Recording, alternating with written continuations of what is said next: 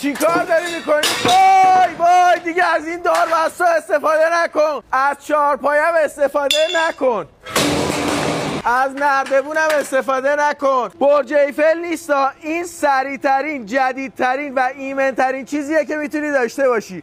اسمش بالابر سیار آسیا برجه. به راحتی 3 تا 20 متر میتونه ارتفاع بگیره، چرخ داره که راحت جابجا بشه، نیاز به برق سه‌فاز نداره، با برق شهری کار میکنه.